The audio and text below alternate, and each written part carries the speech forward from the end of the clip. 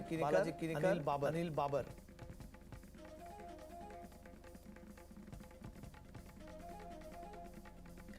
महेश शिंदे, संजय रायमुलकर, रमेश बोरनारे, बालाजी किनीकर.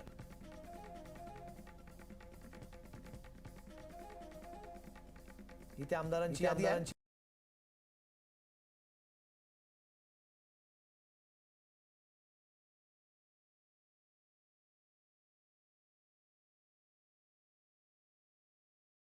कायदेशीर बाबी जाणून घेऊयात. ज्येष्ठ कायदेतज्ञ ॲडव्होकेट माजिद मेमन देखील आपल्यासोबत जोडले गेलेत. मेमन सर, सगळ्यात महत्त्वाची बाब हा निर्णय म्हणतोय की ऐतिहासिक आहे. सुनावणी तुम्ही खूप जर काही मुद्दे बघितले तर पक्षाची घटना, पक्षाचं कॉन्स्टिट्यूशन हा एक मुद्दा चर्चेत आणला गेला होता. तो या केसमध्ये जिथे सुप्रीम कोर्टाचा एक निर्णय ऑलरेडी आलेला आहे आणि ज्याच्यानंतर घटनेबद्दल, पक्षाच्या घटनेबद्दल प्रश्न उपस्थित केले गेले होते.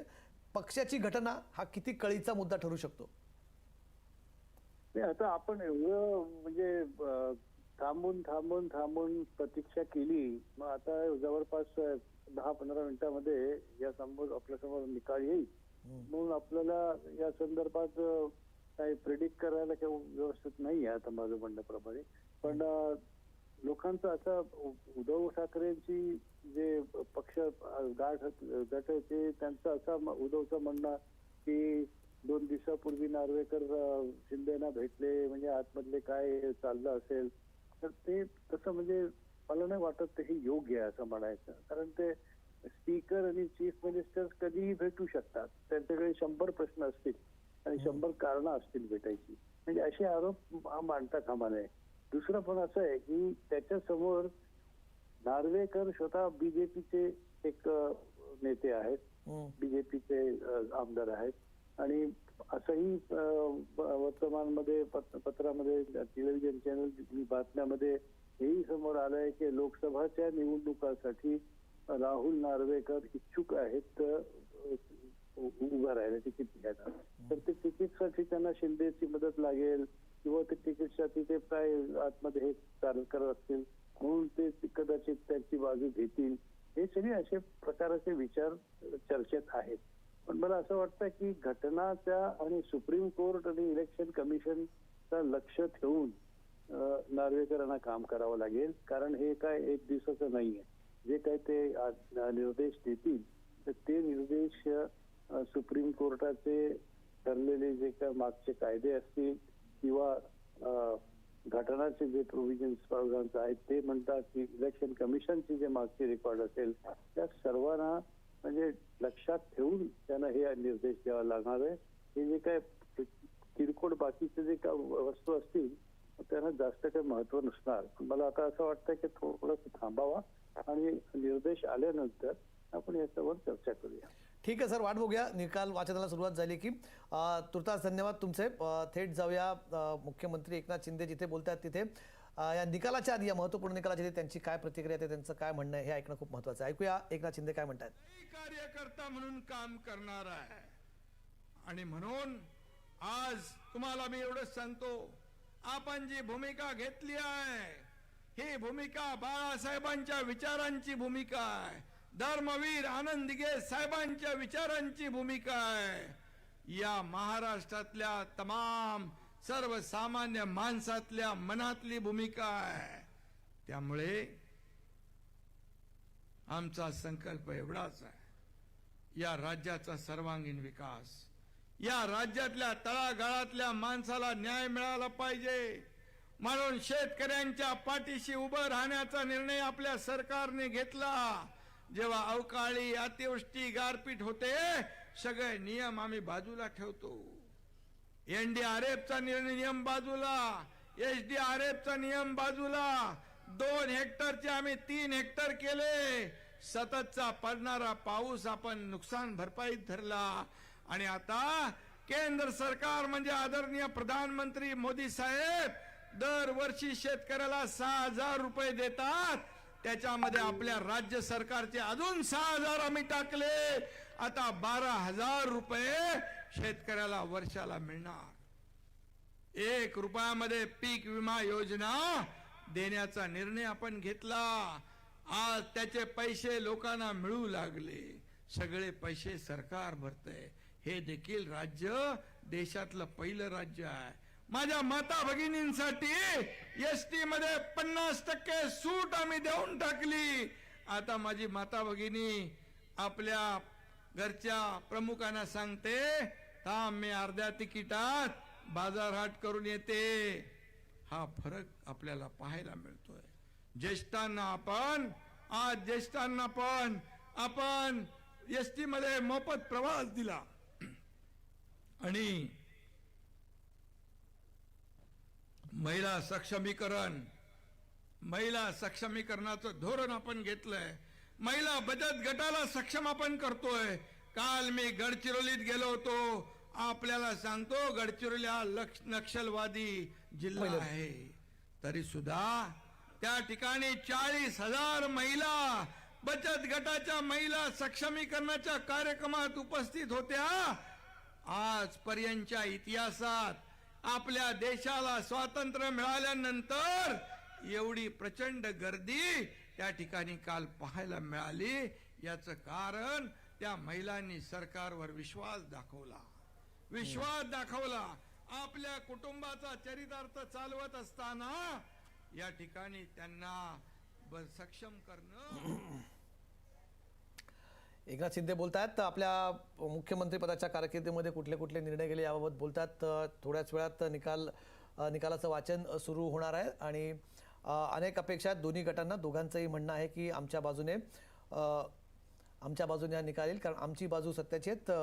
शिवसेनेच्या नेत्या आमदार मनीषा कायंदे देखील आपल्यासोबत जोडल्या गेल्यात. त्यांची प्रतिक्रिया जाणून घेऊयात. मनीषाजी, ज्या प्रकारे आज सकाळपासून विधानं येत आहेत, कालही आपण बघितलं शिवसेना उद्धव बाळासाहेब ठाकरे पक्षाचे नेते उद्धव ठाकरे यांनी देखील एक प्रकारे मुख्यमंत्री आणि अध्यक्षांच्या भेटीवरती शंका उपस्थित केली. आज संजय राऊत म्हणतायत की मॅच फिक्स आहे. तुमची साधारणपणे प्रतिक्रिया काय आणि तुमची अपेक्षा काय आजच्या निकालाकडनं काय? संजय राऊत यांच्या कुठल्याही वक्तव्याला काही आधार नाहीये, कुठलाही लीगल आधार नाही, नैतिक आधार नाही. त्यांना सकाळी उठून रोज बरळण्याची सवय आहे. एखादा निकाल आपल्या बाजूने लागला की कायदा चांगला, न्यायालय चांगलं, वकील चांगले, कोर्ट चांगलं, आणि आपल्या विरोधात निकाल लागला की मग मॅच फिक्सिंग म्हणायची. त्याच्यामुळे ह्या त्यांच्या जुन्या सवयी आहेत सगळ्या. आणि राहिला प्रश्न की त्यांना एक समजायला पाहिजे की राहुल नार्वेकर हे अध्यक्ष आहेत विधानभवनचे, विधानसभेचे, आणि एकनाथ शिंदे मुख्यमंत्री आहेत. दोन्ही लोक एका सभागृहाचे आमदार आहेत आणि अनेक निर्णय मुख्यमंत्री आणि विधानसभेचे अध्यक्ष यांना ते भेटत असतील तर याच्यामध्ये कोणाचं काही ऑब्जेक्शन असण्याचा प्रश्नच नाही. कारण असे निकाल फिरत नसतात. अशा भेटीगाठी येऊन लास्ट मोमेंटला कोणतरी निकाल फिरवत आहे, एवढा आपला कायदा कमकुवत नाहीये. हे संजय राऊत यांच्या लोकांना विषय आहेत. त्यामुळे त्यांना हेच दिसतं ते काँग्रेसच्या आहारी गेलेल्या लोकांबद्दल काय बोलायचं. पण निकालाकडनं आजची काय अपेक्षा तुमचं म्हणणं? दोन्ही बाजूंकडे दावा केला जातोय की आमची बाजू सत्याची आहे. आता आपण सगळ्यांनी सुनावणी ऐकली, पूर्ण देशाने ऐकली, सगळ्या महाराष्ट्राने सुनावणी चालू असताना प्रत्येकाची आर्ग्युमेंट ऐकली, विधानं ऐकलेली आहेत. अध्यक्षांच्या समोर ही सुनावणी झाली आहे. दोन्हीकडून वकिलांचा ताफा होता. दोन्ही बाजूंनी चांगली दोघांनी आपापली ताकद आजमावलेली आहे. त्यामुळे आता काय जो निकाल लागेल तो सगळ्यांना सर्वमान्य असायलाच पाहिजे. त्याच्यावर कोणाला चॅलेंज करायचं तर करू शकतात, परंतु मेरिटच्या आधारावर अनेक गोष्टी या सुनावणीच्या अपात्रतेवरून, व्हीप वरून, आर्टिकल 10 जे आहे, शेड्यूल 10 याच्यावर चर्चा झाली. त्याच्यानंतर शिवसेनेची जी मूळ घटना आहे, मग त्या शिवसेनेमध्ये अंतर्गत लोकशाही होती का, डेमोक्रेटिक प्रोसेसनी निवडणुका होत होत्या का, या सगळ्याच विषयांचा तिकडे ओळापोळ झाला. आणि त्यामुळे आम्हाला अपेक्षा की मेरिटच्या आधारावर आमच्या बाजूने निकाल लागेल. ठीक आहे, खूप खूप धन्यवाद तुमची प्रतिक्रिया. तुमची अपेक्षा आहे की तुमच्या बाजूने निकाल लागेल. साधारणपणे आता 5 वाजता आहेत. 5 ते 5:15च्या सुमारास या निकालाचं वाचन सुरू होऊ शकतं असं आमच्या प्रतिनिधींनी सांगितलं होतं. अर्धा तास होऊन गेलाय, ठरलेल्या वेळेच्या पलीकडे जाऊन अर्धा तास झाला आहे. अजूनही निकाल वाचन सुरू झालेलं नाही, पण ते कुठल्याही क्षणी सुरू होऊ शकतं अशा आमच्या प्रतिनिधींनी सांगितलं होतं. परत जाऊया अमित त्यांच्याकडे, चेतनकडनंही आपण हे जाणून घ्यायचा प्रयत्न करूया. थोड्याच वेळात चेतनकडे जाऊ. नक्की काय तिकडची परिस्थिती आहे, कशामुळे हा विलंब होतो, शेवटचा हात फिरवला जात असं ते सांगतायत. खरं तर निकाल तयार असतो, निकाल राखीव ठेवला जातो वाचनासाठी, पण शेवटचा हात फिरवण्यासाठी वेळ लागतोय. त्यामुळे आमदारांमध्ये सुद्धा थोडीशी चलबिचल तिथे आहे असं चेतन मगाशी सांगत होतात. थोडा तणावही दिसतो आहे. एकनाथ शिंदेंचं भाषण आपण ऐकलं, सध्या मगाशी ते बोलत होते. त्याच्या आधी देखील तुम्ही बघितलं, मुख्यमंत्र्यांनी शिवसेनेवरती, शिवसेना उद्धव बाळासाहेब ठाकरे पक्षावरती टीका करताना सांगितलं की निकाल विरोधात गेला की ते कोर्टात जातील, पण कोर्टात जाण्याचा मार्ग त्यांच्या समोर उपलब्ध आहे. कारण स्पीकरचा जो निर्णय 1992 पर्यंत स्पीकर म्हणजे विधानसभा अध्यक्षांचा निर्णय जो असायचा, अध्यक्षांचा निर्णय जो असायचा तो अंतिम असायचा आणि बांधील असायचा, पण त्यानंतर झालेल्या बदलांमुळे त्याला ज्युडिशियल रिव्ह्यू खाली आणता आलं. अर्थातच या निकालाला चॅलेंज केलं जाऊ शकतं सुप्रीम कोर्टामध्ये. त्यामुळे आज जो काही निकाल येईल, ज्या कोणाच्या विरोधात जाईल तो पक्षकार हा सुप्रीम कोर्टात जाईल, याबाबत कुठलीही शंका नाही. जर अपात्र ठरले गेले तर अपात्रता ही या वर्षाच्या या टर्मच्या, या विधानसभेच्या कार्यकाळाच्या शेवटपर्यंत असेल, अर्थात येणाऱ्या ऑक्टोबरपर्यंत हे निलंबन असेल. त्यामुळे ही अपात्र ठरण्यात आले, जे कोणी असेल अपात्र तर त्याला थेट चॅलेंज केलं जाऊ शकतं सुप्रीम कोर्टामध्ये. सुप्रीम कोर्टामध्ये कधी सुनावणी होते, पुन्हा तारीख पे तारीख पडते का, त्या काळामध्ये लोकसभा निवडणुका होऊन जात आहेत का? कारण सुप्रीम कोर्टाने गेल्या वेळेस ऑर्डर देताना दोनदा हस्तक्षेप करत सांगितलं होतं की तुम्ही निर्णय घेता की आम्ही तारीख ठरवू. ज्या प्रकारे विलंब होत होता, तारीख पे तारीख, याच्यावरती ज्या प्रकारची टीका त्यावेळेस केली गेली होती, त्याच्यावर देखील सुप्रीम कोर्टाने आपलं परखड मत तिथे व्यक्त करताना आपण बघितलं होतं. आता सुप्रीम कोर्टाकडे जर म्हणजे ही अर्थात ही काळ्या दगडावरची रेग आहे. जसं मगाशी उज्ज्वल निकम म्हणाले की कभी खुशी कभी गम असं वातावरण असू शकतं. दोघांसाठी सुद्धा हा निर्णय महत्त्वाचा असू शकतो. दोघांच्या बाजूने काही निर्णय, यांच्या बाजूने काही, त्यांच्या बाजूने असू शकतो. असाही एक निर्णय असू शकतो. काही घटना आपल्याला यासाठी बघाव्या लागतील. आपण चेतनकडे जाण्याआधी आपण समजून घेऊया काय काय झालं होतं. विधानसभेचे अध्यक्ष राहुल नार्वेकर यांच्या समोर सप्टेंबर 2023 ते डिसेंबर 2023 या काळात ही आमदारांची सुनावणी झाली. त्याचाच निकाल आता थोड्या वेळात राहुल नार्वेकर वाचून दाखवणार आहेत. चेतनकडे जाऊया. चेतन, अर्धा तास झालाय, 5:04 होत आहेत, 35 मिनिटं जवळजवळ झालेली आहेत. निकाल वाचनाला हा विलंब होतोय. इतका वेळ का लागतोय शेवटचा हात फिरवण्यासाठी? निश्चितच कमलेश सर, ज्या प्रकारची माहिती समोर येते त्या प्रकारे एकंदरीत हा निकाल जो आहे तो जवळपास 100हून अधिक पानांचा ही समरी असेल. वेगवेगळे जे निकाल याच्यामध्ये एकंदरीत असतील आणि संपूर्ण निकालपत्र जे आहे ते जवळपास 1000हून अधिक पानांचं आहे आणि त्याची समरी जी केलेली आहे ती जवळपास 100 पानांची आहे. त्यामुळे ही 100 पानांहून अधिक ते निकालपत्र आहे ते वाचण्यामध्ये विलंब लागू शकतो आणि म्हणूनच कुठेतरी त्यावर शेवटचा हात फिरवतानाही विलंब लागत आहे. आताच जे विधिमंडळाचे सचिव आहेत जितेंद्र भोळे, ते विधानसभा अध्यक्षांच्या चेंबरमधून बाहेर पडलेले आहेत आणि त्यांच्या पाठोपाठ आता जे मार्गदर्शन करणारे वकील आहेत तेही बाहेर पडतात का याकडे आपलं लक्ष असेल. कारण अद्यापही विधानसभा अध्यक्ष राहुल नार्वेकर आणि वकिलांमध्ये ही चर्चा सुरू आहे. दरम्यान विधिमंडळाचे सचिव मात्र या चर्चेतून बाहेर आल्याचं पाहायला मिळतंय. त्यामुळे आता अवघ्या काही क्षणामध्ये पुढच्या कदाचित वकिलांची चर्चा संपल्यानंतर विधानसभा अध्यक्ष राहुल नार्वेकर आहेत ते अंतिम निकाल वाचण्यासाठी बाहेर पडताना आपल्याला पाहायला मिळू शकतात. आणि कमलेश सर, ज्या प्रकारे आपण सांगत होतो की स्वतः वकीलही आता या चेंबरमधून बाहेर आलेले आहेत. त्यामुळे विधानसभा अध्यक्ष राहुल नार्वेकर हे सुद्धा आता बाहेर पडतात याकडे आपलं लक्ष असेल आणि एकूणच आता अवघ्या काही मिनिटांमध्येच या अंतिम निकाल वाचण्यास सुरुवात होऊ शकते. कमलेश सर, तुम्ही चेतन आता सांगितलंच की त्यांचे विधानसभेचे काही तिथले अधिकारी बाहेर पडलेले आहेत. आणखी कोणी लोक सध्या अध्यक्षांच्या केबिनमध्ये, त्या चेंबरमध्ये त्याच्यासोबत कोण आहेत, याच्याबद्दल काही माहिती मिळू शकली का? कोणासोबत चर्चा सुरू आहे, अंतिम चर्चा किंवा हात फिरवण्याचं काम? याआधी सर्वच जे अधिकारी कर्मचारी आहेत आणि वकील आहेत त्यांना बाहेर ठेवण्यात आलेलं होतं. मात्र त्यानंतर सुरुवातीला विधिमंडळाला मार्गदर्शन करणाऱ्या तज्ज्ञ वकिलांना पाचारण करण्यात आलेलं होतं आणि त्यानंतर पुन्हा मग विधिमंडळाचे सचिव आहेत जे जितेंद्र भोळे त्यांनाही आज बोलवण्यात आलेलं होतं. आणि आता ज्या प्रकारे आपण पाहतोय की स्वतः विधानसभा अध्यक्ष राहुल नार्वेकर सुद्धा बाहेर आलेले आहेत आणि एकूणच आता अंतिम निकाल वाचण्यास सुरुवात होऊ शकते. चला, राहुल नार्वेकर बाहेर आलेले आहेत. चेतन, चला, चेतनने हा अपडेट दिलाय. चेतन यांच्या मागावरती कदाचित आता तो निर्णायक क्षण कदाचित आलाय. चेतनने आताच ही माहिती दिली आहे. राहुल नार्वेकर आपल्या कार्यालयातून, आपल्या चेंबरमधून बाहेर पडलेले आहेत आणि कदाचित पुढच्या काही क्षणांमध्ये जी तुम्हाला ही लाईव्ह फ्रेम दिसते जिथे लिहिलं आहे प्रोनाउन्समेंट ऑफ ऑर्डर, तिथे येऊन वाचनाची तुम्हाला लाईव्ह अपडेट मिळू शकतात. राहुल नार्वेकर निघालेले आहेत. या क्षणाची अपडेट आपल्या समोर येते आहे।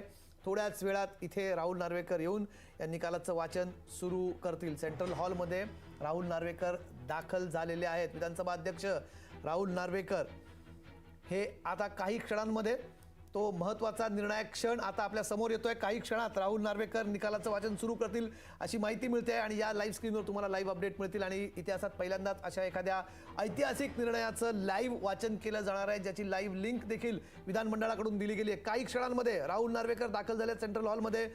फक्त काही क्षणांमध्ये या ऐतिहासिक निकालाचं वाचन सुरू होत आहे। एक महत्वाची अपडेट इथे असणार आहे। चंद्रकांत खैरे देखील शिवसेना नेते माजी खासदार आपल्यासोबत जोडले गेलेत। काही क्षणात हे वाचन सुरू होणार आहे। खैरे साहेब, तुमच्या काय अपेक्षा आहेत या निकालाकडून?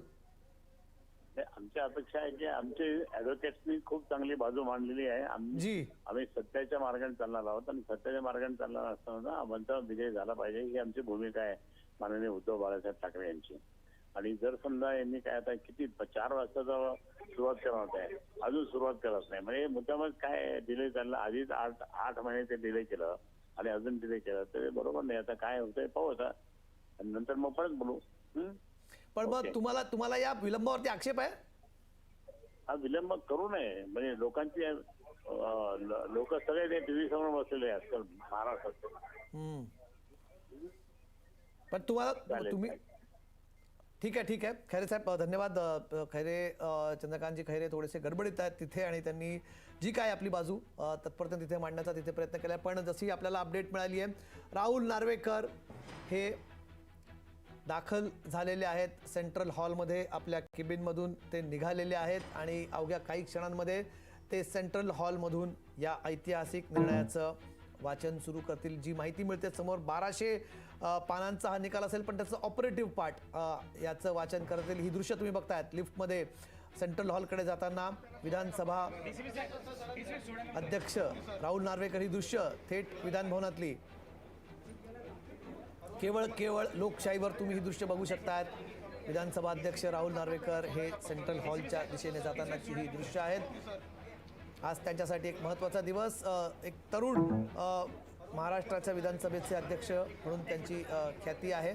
स्वतः ते वकील आहेत, त्यामुळे वकिलीचा अभ्यास आहे, कायदेशीर बाबींचा त्यांचा अभ्यास आहे। त्यामुळे ते कुठल्या प्रकारे निर्णय घेतात, हा निर्णय फक्त एका पक्षासाठी किंवा एका पक्षातल्या झालेल्या फुटीबाबतचा नसेल, तर हा देशाची आणि महाराष्ट्राची राजकीय दिशा ठरवणारा, पक्षांतर बंदी कायद्याबाबत एक ठराविक दिशा देणारा हा निकाल असेल आणि या निकालाचे आपण म्हणू शकतो दूरगामी परिणाम आपल्याला बघायला मिळू शकतात। आगामी काळामध्ये पक्षांतर बंदीचा जो कायदा आहे त्याचं डेफिनेशन, त्याची व्याख्या स्पष्ट करणारा हा निकाल असेल अशी अनेकांना अपेक्षा आहे। दोन्ही पक्षांचं, दोन्ही याबाबत जे पक्षकाराच्या केसमधले ठाकरेचे शिवसेनेचे आणि शिंदेंसोबत असणाऱ्या शिवसेनेचे या दोन्ही गटांसाठी आजचा निकाल खूप महत्त्वाचा आहे। सगळ्यात महत्त्वाची बाब कुठली आहे निकालाची, तर स्वतः एकनाथ शिंदे हे त्या आमदारांची यादीत आहेत ज्यांच्यावरती ही अपात्रतेची टांगती तलवार आहे। मुख्यमंत्री स्वतः जर अपात्र झाले तर राज्यातलं राजकारण काही तासांमध्ये ढवळून निघू शकतं, सरकार पडू शकतं। तसं झालं तर पण सरकार पडून लगेचच महायुतीकडे जी आघाडी आहे त्यांच्याकडे ज्या प्रकारचं संख्याबळ आहे, त्यामुळे पुन्हा महायुतीचं सरकार येऊ शकतं, ही शक्यता आहे अर्थात। पण ठाकरेंचे देखील आमदार अपात्र ठरू शकतात। त्यानंतर ठाकरे नव्याने त्यांनी ज्या प्रकारचा यापूर्वी जी त्यांची पॉलिटिकल त्यांचा नॅरेटिव्ह राहिला होता, राजकीय कथन त्यांचं राहिलं होतं की आमचा पक्ष आमच्याकडून हिसकावला गेला, आमचं चिन्ह आमच्याकडून हिसकावलं गेलं आणि आता आम्हाला अपात्र ठरवलं गेलं, अशा आशयाचं राजकीय कथन, पॉलिटिकल नॅरेटिव्ह हा ठाकरे गटाकडून समोर आणला जाऊ शकतो। 1200 पानांचा निकाल असणार आहे, त्याची जी ऑपरेटिव्ह पार्ट आहे त्याचंच केवळ वाचन तिथे करणार आहेत, कारण 1200 पानांचं निकाल वाचन जर करायचं झालं तर त्याला खूप वेळ लागेल। ही लाईव्ह फ्रेम, ही लाईव्ह दृश्य तुम्ही बघतायत, राहुल नार्वेकर बसलेले आहेत निकाल वाचनासाठी। तो क्षण आलेला आहे, ती महत्त्वाची घडी आलेली आहे। निकालाचं वाचन, महाराष्ट्रातल्या राजकीय सत्ता संघर्षाचा हा ऐतिहासिक निकालाचं वाचन आता सुरू होतोय। लाईव्ह दृश्य थेट तुमच्या समोर विधानसभा अध्यक्ष राहुल नार्वेकर सेंट्रल हॉलमधून या निकालाचं वाचन करतायत।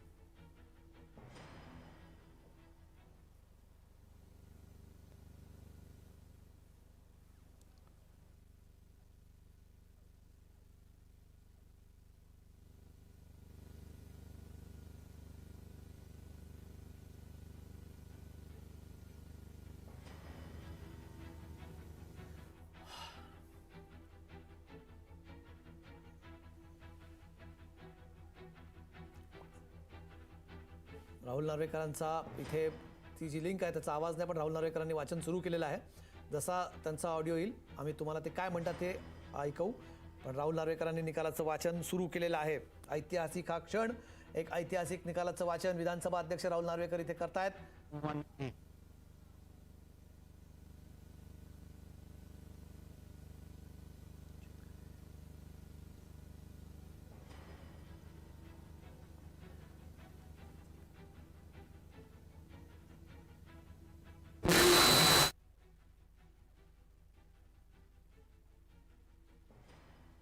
Petition number 19, again filed by legislator belonging to the UBT faction under 21B, challenging the defiance of whip with regards to the speaker's election. Group number 6 consists of petition number 21, again filed by legislator belonging to the UBT faction under 21B with regards to defiance of whip for the confidence motion. Group number 5 consists of petition number 22 to 24, which has been filed by legislator belonging to the Shinde faction under 21A and 21B. Group 2 consists of petition number 17, which has been filed against certain independents and members belonging to other parties under 2 subclause 2. So we shall, before I proceed with the judgment, pronouncement of the order, I would like to express my sincere gratitude towards the Honorable Supreme Court of India, which has provided an extremely guiding force by way of its order, whereby they have given a direction to the whole adjudication of the issues being decided in the proceedings today. Therefore, I would at the outset express my gratitude towards the Apex Court. At the same time, I would like to express acknowledgement and a big thank you to the staff of the state legislature who have assisted me and the paralegal assistance which I have received from them during the course of the conduct of these proceedings pertaining to disqualification. I would also like to appreciate the cooperation which I have got from counsels appearing on both the sides, and I shall now proceed with the pronouncement of the order.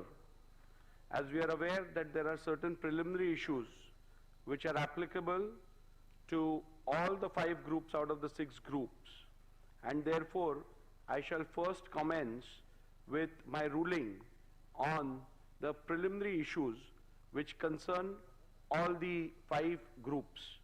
Thereafter, I shall pronounce the operative part of the orders concerning each group and the relevant and important paragraphs pertaining to each group. So we shall commence with group number 1.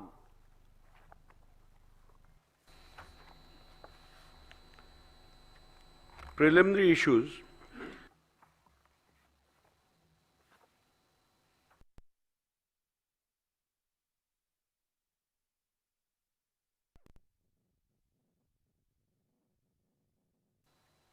Preliminary issues. The Honorable Supreme Court in Subhash Desai Supra versus the Governor of Maharashtra, hereinafter referred to as Subhash Desai, was pleased to direct that I was a trader. I made many mistakes without principles studying anything. discussed in the said judgment. Hence, keeping in view the factual matrix and the directions of the Honorable Supreme Court, I will prima facie determine who the political party is for the purpose of adjudicating disqualification petitions if 2 or more factions claim to be that political party, and accordingly recognize the whip and the leader who are duly authorized by Shiv Sena political party. Keeping in mind principles discussed in Subhash Desai Supra, it is necessary to consider and determine the said preliminary issue before examining the merits and deciding whether respondents have incurred disqualification under the 10th schedule of the Constitution of India. Thus, the preliminary issue that arises for my consideration before delving into the merits of disqualification petitions under the 10th schedule is, which among the two fractions was the real Shiv Sena political party, and consequently, who was the duly authorized leader and or the whip of Shiv Sena political party for the purpose of deciding the present disqualification petition. The other issue framed for my consideration in this group of disqualification petition is whether the respondents have incurred disqualification in terms of paragraph 21A of the 10th schedule of the Constitution of India on account of their alleged acts and conduct.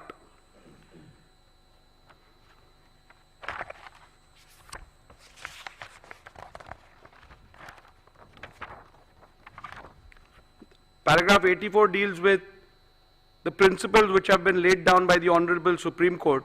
I am not going to read out those are a part of my order. I'll come to paragraph number 85 now.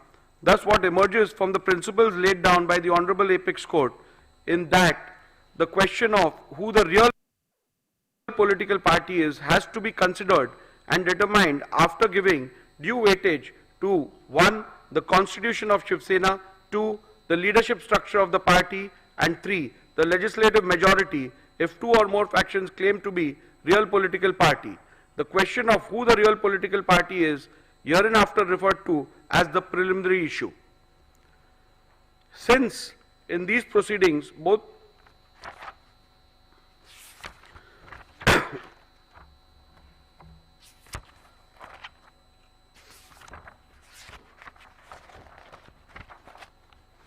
in the previous paragraphs I have recorded the submissions made by both the parties. I will come down to my observations and conclusions with regards to the preliminary issues.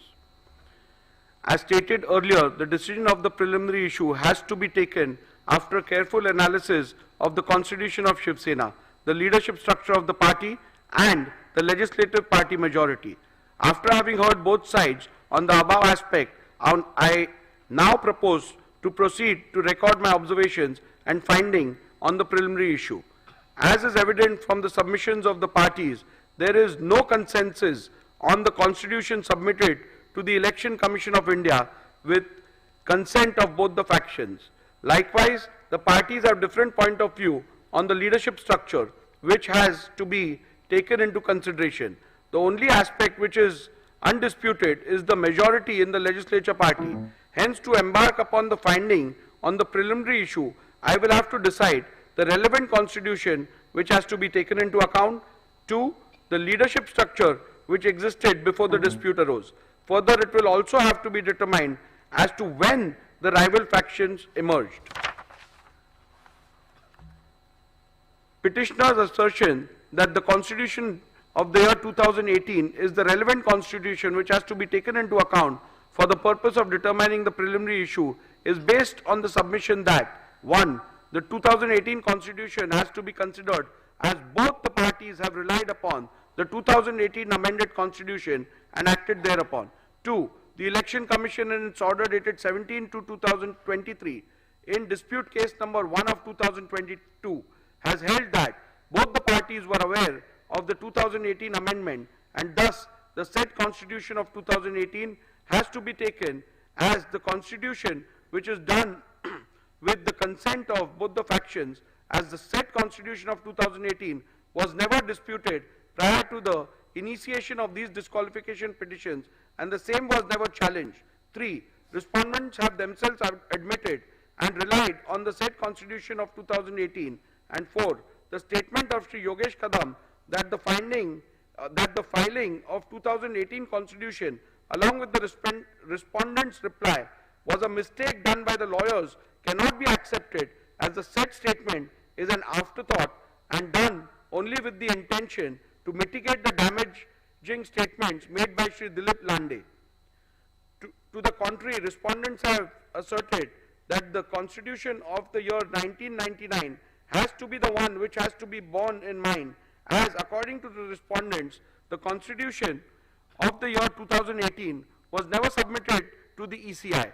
Respondents pointed out to the letter dated 4th April 2018 by way of which the petitioner based their claims of submissions of the said constitution to the ECI.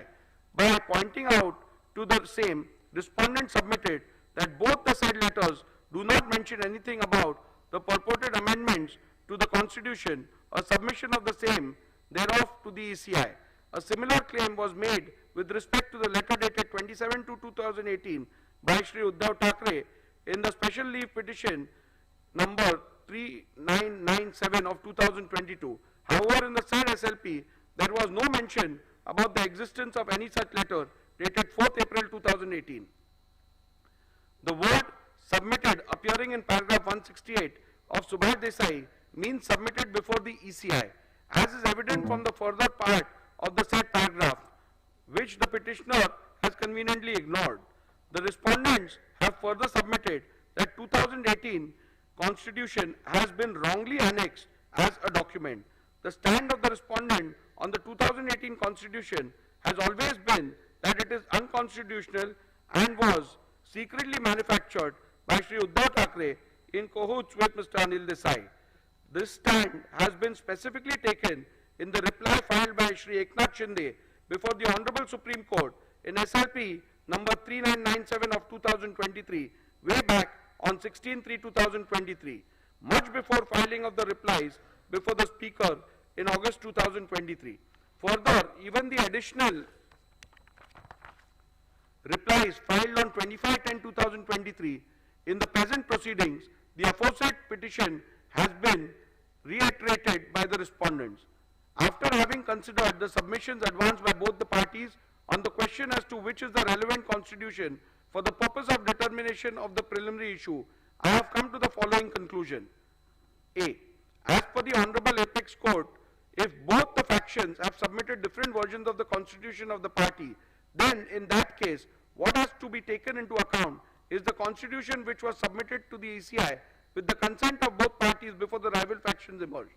Before recording further conclusions, I find it imperative to reiterate that, pursuant to the initiation of these disqualifications, the Maharashtra Legislature Secretariat had vide letter dated 7 June 2023 requested the Office of the Election Commission of India to provide a copy of the party constitution / memorandum / rules and regulations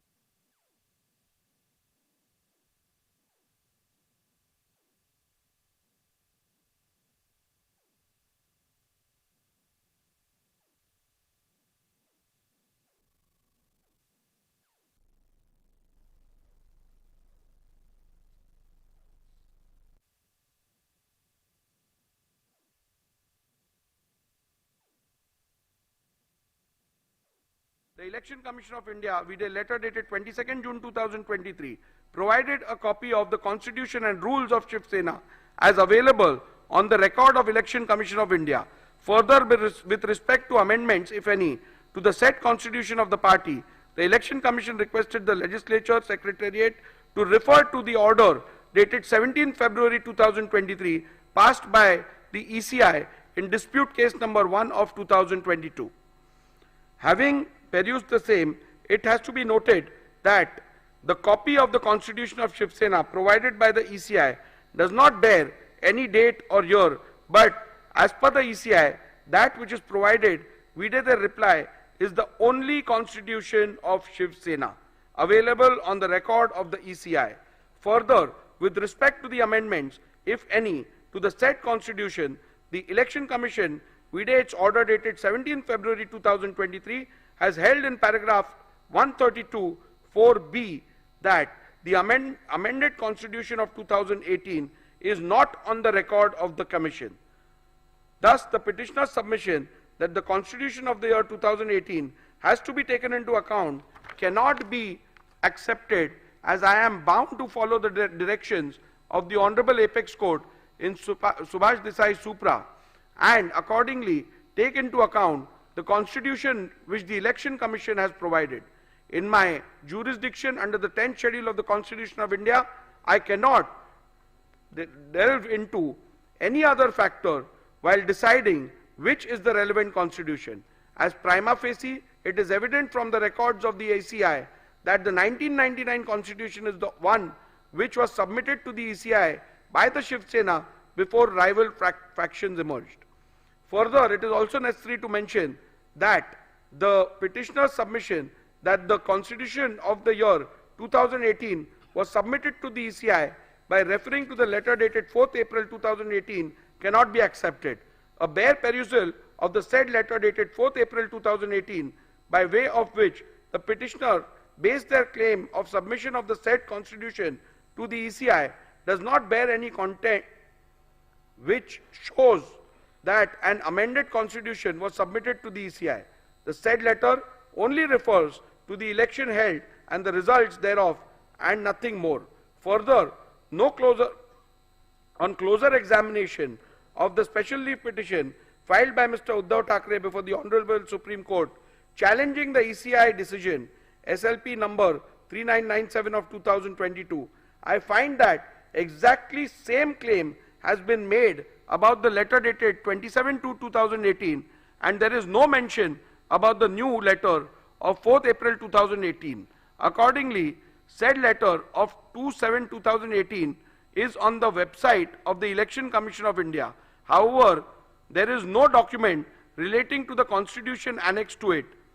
Hence, on this ground also, petitioner's submission that the constitution of the year 2018 has to be taken into account cannot be accepted. Petitioner's submission that submitted before the speaker, petitioner's submission that into inverted submitted before the speaker would mean into inverted annexed by the petitioner and the respondents in their respective petitions and replies thereto cannot be accepted, as there is a clear provision under the 1986 rule where the leader has to submit the party constitution. Rule 3 subclause 1 subclause B of 1986 rule mandates that the leader into inverted shall furnish into inverted a copy of the rules and regulations, whether known as such or as constitution or any other name, of the political party concerned. Further, Rule 3 subclause 4 contemplates that whenever any change takes place in the information furnished by the leader of the legislature party under Rule 3 subclause 1, he shall as soon as may be thereafter, and in any case within 30 days from the date on which such change has taken place, or within such further period as the speaker may for sufficient cause allow, furnish in writing information to the speaker with respect to such change. Thus, the submission of constitution before the speaker has to mean submission under Rule 3 of 1986 rules. However, till date, Shiv Sena has not submitted any constitution on the record of the speakers of the speaker under the said Rule 3.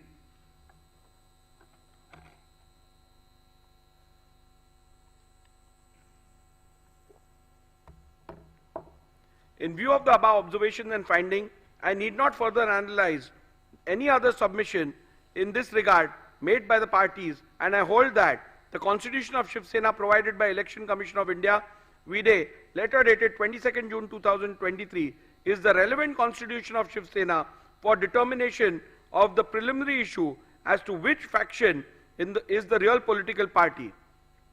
Constitution of Shiv Sena held to be the relevant constitution is hereinafter referred to as the SS Constitution. The leadership structure relevant for the determination. Learned Senior Advocate Mr. Kamath's submission that the leadership structure which is relevant for the purpose of deciding the preliminary issue is the leadership structure which is reflected in the communication dated 27 February 2018 and 4th April 2018 made to the Election Commission of India pursuant to the elections held on 23rd January 2018 is based on the petitioner's submission recorded in paragraph 89A to G herein above. Initially, the petitioner relied on the affidavit submitted to the ECI of the then office bearers of Shiv Sena, produced along with the affidavit in lieu of examination of chief to show that Shri Uddhav Thackeray had support of the majority in the organization. Respondents objected to such production on the ground that it is not permissible to produce affidavits of others along with petitioner's own affidavit in lieu of chief examination without the author of the said affidavits subjecting themselves to cross-examination. In any event, during the arguments, Mr. Kamath did not rely on these affidavits and limited his submissions to the 2018 leadership structure as available on the ECI website. Mr. Jethmalani, in turn, focused his submission to buttress the ground that the said leadership structure of 2018 cannot be considered and relied upon for the purpose of determining the preliminary issue, as the said leadership structure is not in conformity with the constitution of Shiv Sena, which is on record of the ECI, and thus the same would be contrary to the findings of the Honorable Supreme Court in paragraph 168 of Subhash Desai. Mr. Jethmalani further relied on the legislative party leadership to submit that the legislative party also forms part of the leadership structure, as it is not only mentioned in the SS Constitution, but there is no dispute regarding the said members being part of the Pratinidhi Sabha under the SS Constitution. After having considered the submissions advanced by both the parties on the question as to which is the relevant leadership structure for the purpose of determination of the preliminary issue, I have come to the following conclusion.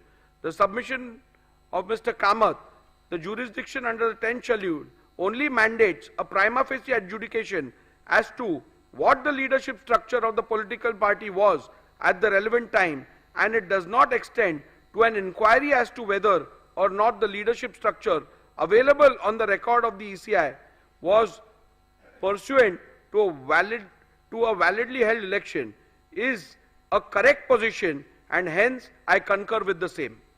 Petitioner's submission that in these proceedings the respondents cannot challenge the organizational election results available on the record of the ECI, as the 10th schedule does not permit the raising of any such defense, is a correct position, and hence I am in agreement with the same. Respondent's submission that the leadership structure of 2018 cannot be considered and relied upon for the purpose of determining the preliminary issue, as the said leadership structure is not in conformity with the constitution of Shiv Sena, which is on record of the ECI, does not arise at this juncture, as it is a submission which has to be considered while determining whether the said leadership structure can be relied upon for the purpose of determining which faction represents the real political party, which would be dealt with at the appropriate juncture. The only question which is to be determined in the current part of the order is what and who all constituted leadership structure of Shiv Sena at the relevant time. Respondents have led detailed evidence, and despite being confronted during cross-examinations, they have been able to demonstrate that no organizational elections were held on 23/1/2018. On the contrary, in the affidavit in lieu of examination of Chief of Shri Sunil Prabhu, PW1, has stated that organizational elections were held on 23/1/2013 and 23/1/2018. However, Shri Sunil Prabhu has not claimed any personal knowledge of the same or without and whether he was present during the said elections. During his cross-examination, he was confronted with the letter dated 28/1/2013. Thereafter, a specific question was posed to him by Mr. Jethmalani as to whether he voted in the said election, to which he responded in the affirmative. The contents of the said letter clearly stated that all the candidates were declared unopposed. The contradiction was also put to the witness by Mr. Jethmalani in cross-examination. However, no justification for the same was put forth by the witness. In view of the above evidence and records before me, prima facie indicate that no elections were held in the year 2013 as well as in the year 2018. However, I, as the Speaker, exercising jurisdiction under the 10th schedule, has a limited jurisdiction and cannot go beyond the record of the ECI as available on the website, and hence I have not considered this aspect while determining the relevant leadership structure. Thus, in view of the above conclusions, I find that the leadership structure of Shiv Sena reflected in the letter dated 27th February 2018 available on the website of the ECI is the relevant leadership structure which has to be taken into account for the purpose of determining which faction is the real political party. The question whether which faction is the real political party is discernible from this 2018 leadership structure is discussed in paragraph 112 to 131 infra of the present order. The leadership structure so determined as the relevant leadership structure for the purpose of these disqualification petitions are hereinafter referred to as the 2018 leadership structure. Since in these proceedings both the factions are claiming to be the real political party, rival factions have emerged in the Shiv Sena. In view of the fact that rival factions have emerged and both the factions are claiming to be the real political party, it is imperative to prima facie determine when did the rival factions emerge. Thus, it is necessary to determine the relevant day on which rival factions emerged before further venturing into which of the faction was the real political party when rival factions emerged. At the outset, I must set straight the point that the determination of the Speaker exercising jurisdiction under the 10th schedule while deciding who the real political party is mandates only a preliminary inquiry which has to be done prima facie by taking into account material officially before the Speaker as the Master of the Legislative Assembly. I shall consider the facts relevant for the determination on what is before me as the Speaker of the Legislative Assembly. As noted by the Honorable Supreme Court in Subhash Desai Supra, on 21st June 2022, there was no material available before the Deputy Speaker to infer the emergence of any rival faction. However, after taking on record the resolution dated 21st June 2022 passed by the SSLP, disputed by the respondents, the very next day the then Deputy Speaker received a resolution disputed by the petitioner dated 21st June 2022, received by the then Deputy Speaker on 22nd June 2022, contrary to the resolution dated 21st June 2022. Thus, from this fact alone, it is evident that there emerged two factions of the Shiv Sena from 21st June 2022 itself, but the same came to be officially on record of the office of the Speaker and or Legislative Secretariat on 22nd June 2022. At this juncture, it is imperative to refer to paragraph 119 of Subhash Desai Supra, where the Honorable Apex Court, while discussing the legality of the recognition of leader and the whip of Shiv Sena accorded by the letter dated 3rd July 2022, held that the Speaker ought to have taken into consideration the split that took place within the Shiv Sena, which were discernible from two sets of resolutions appointing two different leaders and whips placed on the record by Shiv Sena before the Legislature Secretariat. This paragraph into bracket 119 read with Honorable Apex Court's finding recorded by the Honorable Apex Court in paragraph 157 of Subhash Desai Supra makes it clear that the law laid down by the Honorable Supreme Court is that in view of the deletion of paragraph 3 of the 10th schedule, when rival factions emerge as a result of rift/split in the party, the Speaker has to necessarily find which faction is the real political party while recognizing leader and the whip of the party.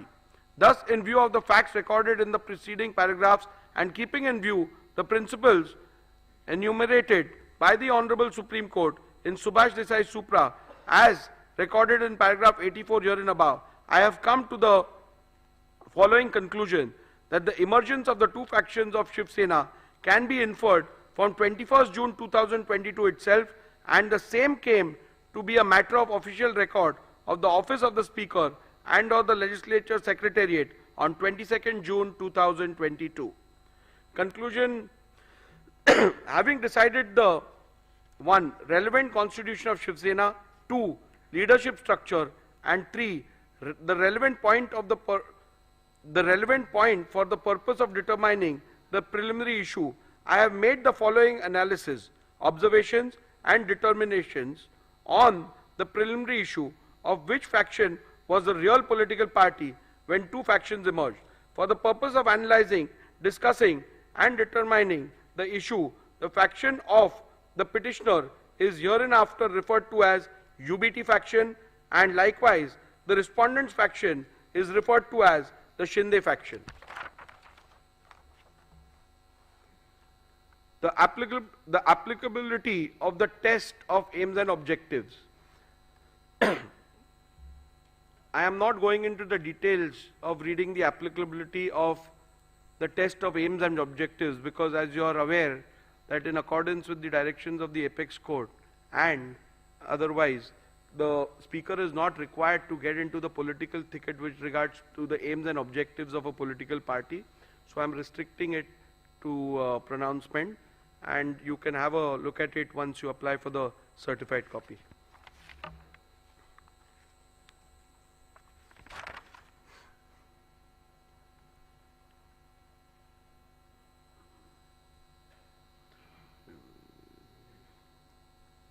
The reason why Shiv Sena constitution assumes significance is to analyze whether the question of which faction is the real political party is discernible from the leadership structure identifiable from the said Shiv Sena constitution. So the Shiv Sena constitution is relevant to the extent of identifying the leadership structure. Leadership structure as a criteria to determine who was the real political party. As I have already held which is the relevant constitution and the leadership structure of the Shiv Sena to be taken into account for deciding the preliminary issue, I now have to see whether the relevant leadership structure read with the SS constitution provides answers to the question which faction is the real political party and consequently determine the same.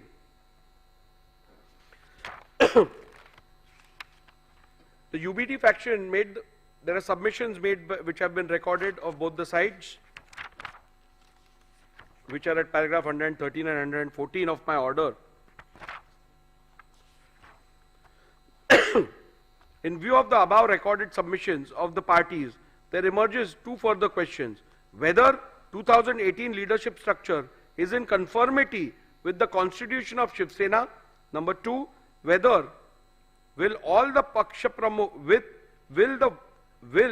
whether will of the Paksha Pramukh and or majority leaders in the 2018 leadership structure could be said to be synonymous with the will of the political party. So we further have to derive get answers to two more questions. The primary one being whether 2018 leadership structure is in conformity as provided by the constitution, and number 2, whether the will of the Paksha Pramukh and or majority of the leaders reflects the will of the political party. As there are contrasting submissions on the question, it is necessary to peruse the SS constitution and the 2018 leadership structure and then record a finding as to whether the 2018 leadership structure is in conformity with the constitution of the Shiv Sena. Thus, I have taken a comparative look at the 2018 leadership structure and the SS constitution and have arrived at the following observations and conclusions. A. 2018 leadership structure mentions Shiv Sena Paksha Pramukh into bracket president as the highest office of the SSPP. However, in the SS constitution, the highest office of the Shiv Sena political party is Shiv Sena Pramukh, but the said constitution distinguishes highest office and the highest authority and provides that Rashtriya Karyakarni is the highest authority whose decision shall be final. Shiv Sena SS Constitution provides that the members of the Rashtriya Karyakarni shall be called as Shiv Sena leaders and provides for a total number of 19 members, out of which 14 are to be elected by the Pratinidhi Sabha and the rest of the 5 members are to be appointed by Shiv Sena Pramukh.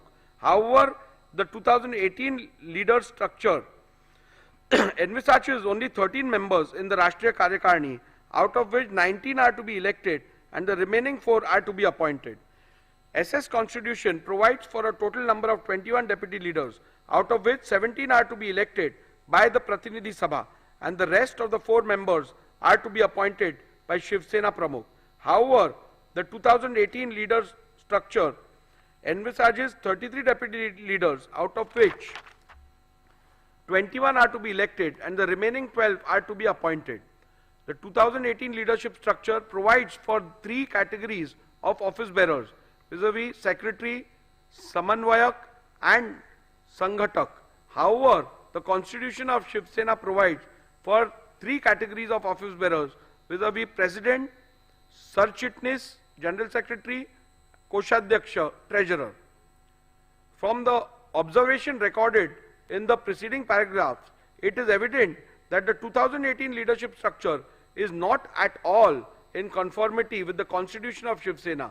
In view of this finding alone, it could very well be concluded that the 2018 leadership structure, which is not in conformity with the Constitution of Shiv Sena, cannot be taken as the yardstick to determine which faction was the real political party at the relevant point of time.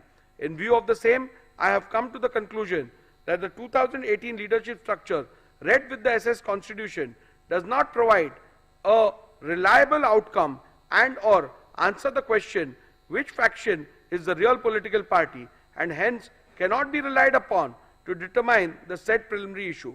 Nevertheless, I am inclined to look at the second question regarding paragraph 115 herein above, where will of the Paksha Pramukh and or majority leaders in the 2018 leadership structure could be said to be synonymous with the will of the political party, so as to not leave any stone unturned in arriving at a decision.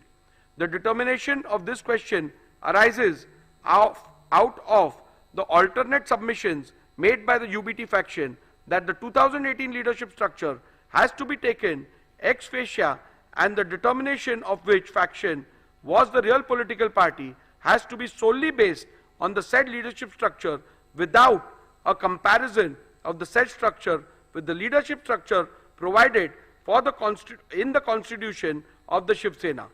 The said proposition would run counter to the principles laid down by the Honorable Apex Court in Subhash Desai Supra, where it was specifically provided that the leadership structure which has to be taken into consideration while determining the real political party has to be identifiable by the relevant constitution.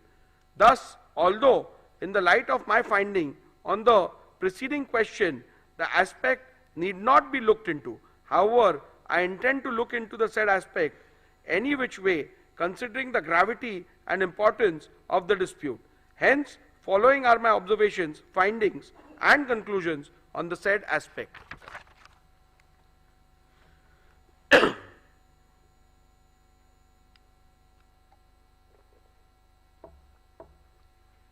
UBT faction has submitted that the decision of the Paksha Pramukh is synonymous with the will of the political party, and thus, if there is a rift in the leadership structure, the decision of the Paksha Pramukh constitutes the will of the political party.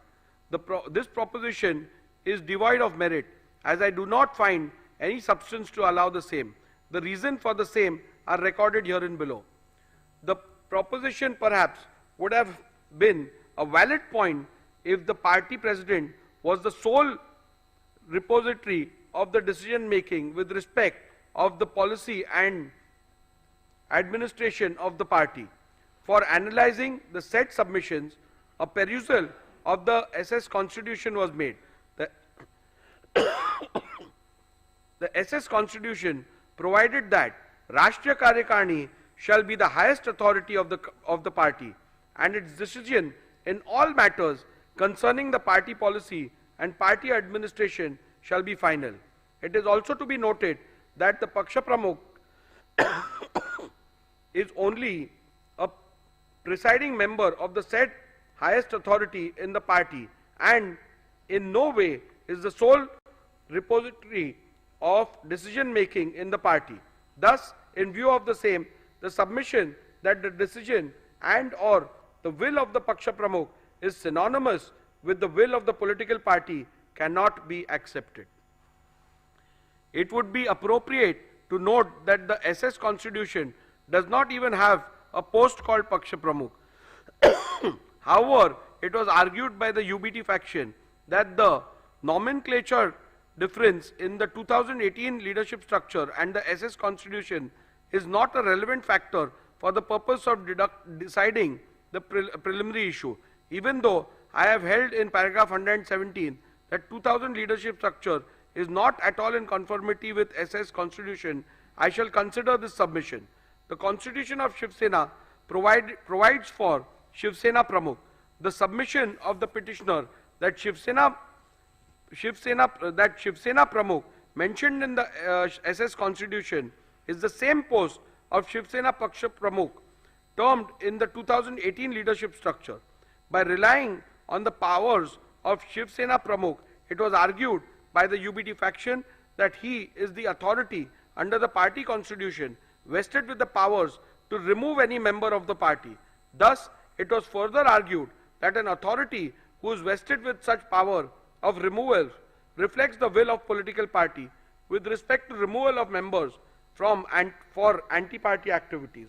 However, a complete reading of the said provision in the party constitution reveals that the said submission is factually wrong. The said provision in relation to the powers of Shiv Sena Pramukh clearly provides that such a power is not absolute, and it has to be exercised in consultation with the Rashtriya Karyakarni. Further, it has to be noted that such a power is only available to the Shiv Sena Pramukh for the purpose of removal of members mentioned in Article 8, Schedule B of the said Constitution. The said schedule does not deal with leaders of the party. Leaders of the party is given under Schedule A of the said article. Thus, Shiv Sena Pramukh does not have any power to remove any leader of the party. Thus, the submission of the petitioner that Shri Uddhav Thackeray, vide letter dated 30/6/2022, had removed Shri Eknath Shinde from the post of Shiv Sena leader cannot be accepted, as such power are not vested with the party president. Hence, on this ground also, the submission that the decision and or the will of the Paksha Pramukh is synonymous with the will of the political party cannot be accepted. If this proposition is accepted, then in a situation where the party president, who is also a legislator, itself defects, then he could simply escape the wrath of the 10th schedule by pleading that his decision is the will of the party. Further, if this proposition is to be accepted, it would mean that no member can ever voice concern against the party president, and the party president might possibly be able to seek disqualification against any member who questions his credibility. This would run contrary to the concept of intra-party dissent. In view of the clear and unequivocal finding of the Honorable Supreme Court at paragraph 183 to 190 of Subhash Desai, I will be falling foul of the judgment of the Honorable Supreme Court in Kyoto Holohan, wherein the constitutional validity of the 10th schedule was itself upheld on the grounds that it is not an anti-dissent law if this proposition is accepted. I shall now proceed to consider whether the will of the majority leaders in the 2018 leadership structure is synonymous with the will of the political party. An alternate submission was made that even if the Paksha Pramukh is not accepted as the repository of the will of the political party, the decision of the leadership structure has to be construed as synonymous with the will of the political party. This proposition is also devoid of merit, and I do not find any substance in it for following reasons. In a circumstance where there is no dispute amongst the leaders identifiable by the constitution of a political party, the proposition would have held water. However, the factual matrix of the present matter is different. This is a matter where there is a dispute within the leadership structure itself. It is to be noted that in the present matter, rival factions have emerged in the legislature party, political party, and thus inevitably amongst leaders of the party as well. Thus, it would not be wise to apply this proposition in the present matter. The existence of split stroke rift in the leadership structure is admitted by the petitioner and or the UBT faction, as can be inferred from the petitioner's affidavit in lieu of examination in chief of PW1, petitioner himself, that the leader of the UBT faction did not have the support of all the members of the 2018 leadership structure when rival factions emerged. Thus, the submission that the decision of the leadership structure has to be construed as synonymous with the will of the political party could have perhaps be applied in a situation where there is a dispute between some members of the party and the elected leadership. In such a case, the leadership of the party could have possibly taken the stand that their decision would have to be taken as the decision and will of the political party until they are so removed from the leadership structure by a mechanism recognized by the constitution of the said political party. However, as I have noted earlier, in the present matter, rival claims have emerged wherein the leadership structure about the leadership within the leadership structure about the leadership itself. In such a situation, one leader's contention that his will is the will of the political party would be contradiction in terms.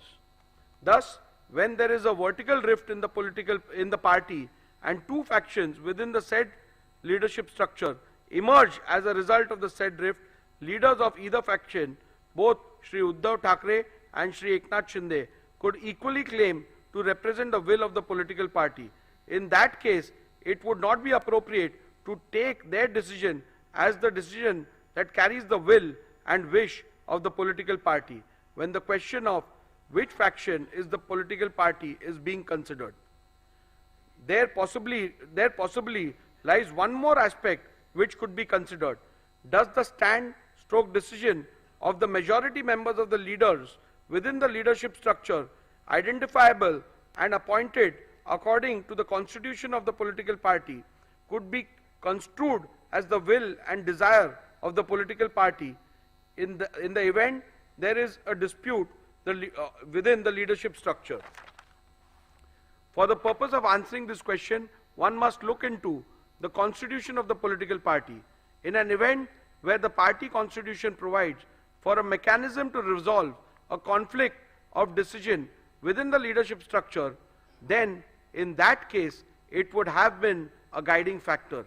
However, if the party constitution does not provide for such a mechanism, then in that case it would not be appropriate to say that the decision of the majority leaders would have to be accepted as the one which conveys the will of the political party.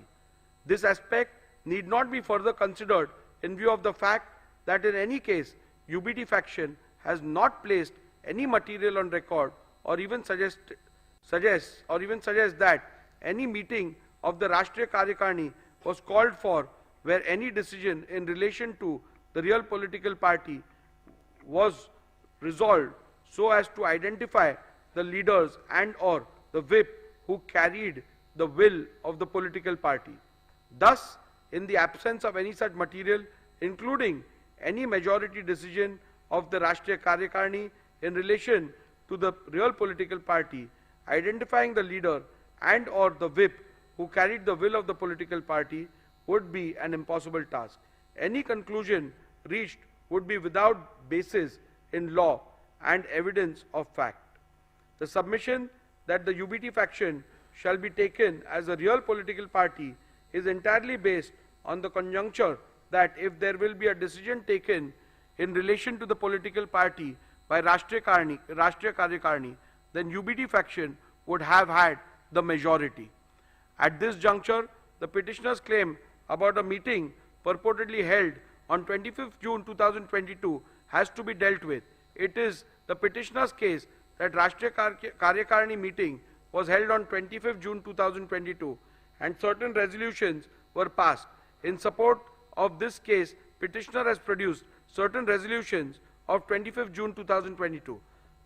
Those documents are disputed by respondents. Mr. Jethmalani, learned counsel for respondent, objected to the said documents being considered on the ground that they were forged and fabricated, and demonstrated this before me by showing two separate documents, one annexed by the petitioner Shri Sunil Prabhu to his affidavit in lieu of examination of in chief, and the other set of the same documents which are annexed to the Supreme Court Convenience Compilation Volume 2. In the first set of documents annexed to the affidavit in lieu of examination in chief, termed as minutes of the meeting of Rashtriya Karyakarni, and purportedly 7 resolutions passed in the said meeting. In none of the resolutions there is any signature of any person whose name are shown on the said document. Only on page 105 of Sri Sunil Prabhu's affidavit in lieu of examination in chief, there is a sole signature of Sri Vinayak Raut, who is shown as Shiv Sena secretary. The perusal of the said document shows that the meeting was termed as Rashtriya Karyakarni. In the second set of documents, which are annexed to the Supreme Court Convenience Compilation Volume 2, the resolutions are shown on different pages, and they are not part of any minutes which was annexed to the affidavit in lieu of examination in chief of Sri Sunil Prabhu. These resolutions are shown on the letterhead of Shiv Sena, Rashtriya Karyakarni Baitak into bracket Pratinidhi Sabha. Petitioner relied on these documents to show that 7 resolutions have been passed, but in none of these documents there is even a single signature, save and except for signature of 2 persons.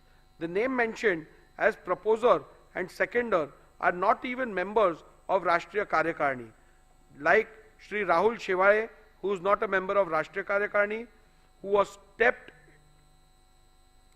into the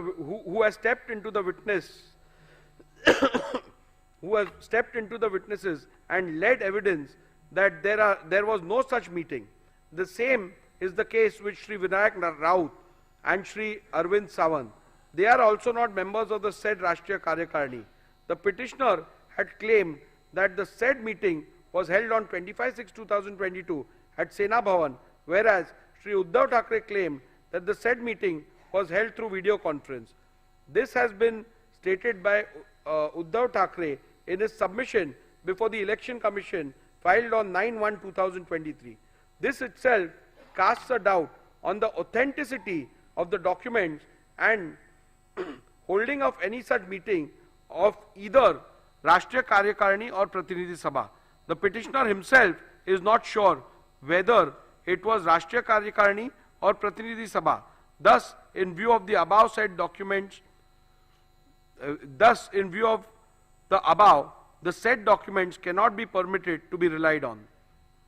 Petitioner suggests that a look into how the Shiv Sena settled conflict or decisions within the leadership structure in the past might shed some light into this. However, in the present matter, no such material are placed before me to even suggest such instances which happened in the past, where the majority decision within the leadership structure is taken as the will of the political party. It is to be also noted that the petitioner has neither placed nor provided any material to show that historically the decision of the majority within the leadership structure is taken to be the final decision of the political party whenever there was a conflict of decision within the leadership structure. Thus, for this reason also, it would not be appropriate and correct to accept the proposition that the decision of the majority leaders within the leadership structure would have to be accepted as one which conveys the will of the political party. As a passing note, I must also add that the majority rule possibly could have been applied in a normal situation where there is dissent in respect to some policy and or administrative decision of the party. However, such a simple rule stroke test shall not be applied to determine an essential question in existential question in relation to the political party, such as in the present matter, where which faction is the real political party is required to be determined. Thus, in view of the decisions recorded herein above, I am not inclined to accept submissions of the UBT faction that will of the majority leaders in the 2018 leadership structure is synonymous with the will of the political party. Thus, from paragraph 112 to 128, I have dealt with whether the relevant leadership structure read with the Shiv Sena Constitution, SS Constitution, provides answer to the question which faction is the real political party. In view of the same, I record my conclusion and finding thereon as under.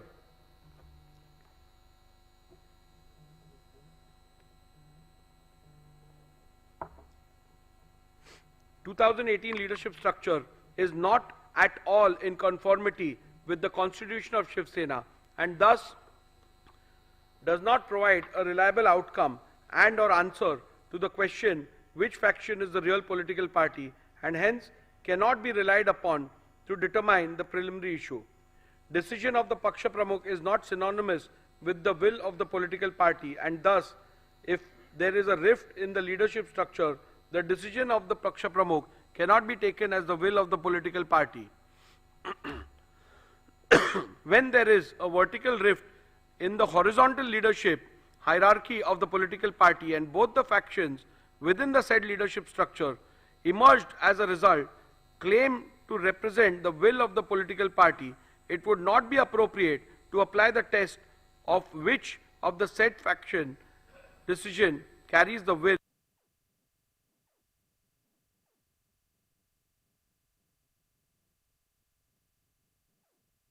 and wish of the political party. In the case of Shiv Sena political party, will of the majority leaders in the 2018 leadership structure cannot be said to be synonymous with the will of the political party. In view of the findings recorded in the preceding paragraph, I hold that the 2018 leadership structure read with the SS Constitution does not provide any reliable answer to the question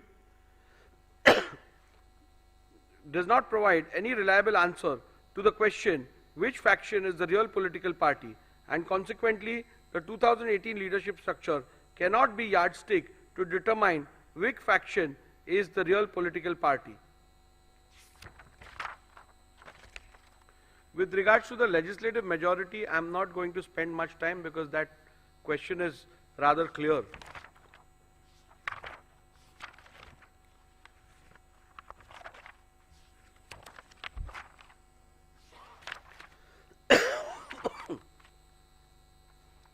In view of the above observations and findings, I hold as follows.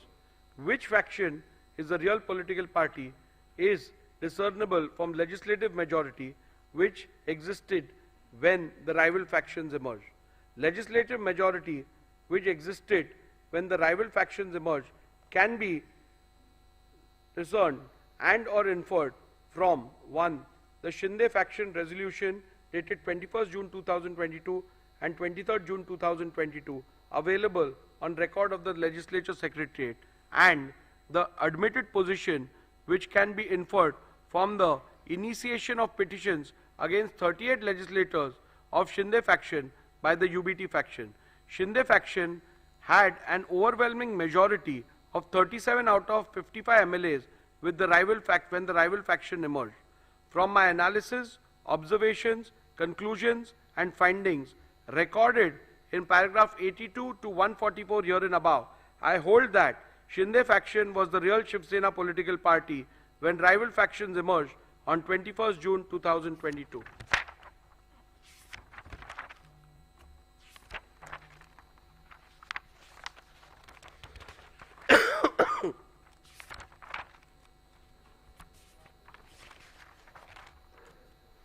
In view of my findings that the Shinde faction was the real political party when the rival faction emerged, and that Shri Sunil Prabhu ceased to be the duly authorized whip from 21st June 2022, I further conclude that Shri Bharat Gogaole was validly appointed as the whip, as that was the reflection of the will of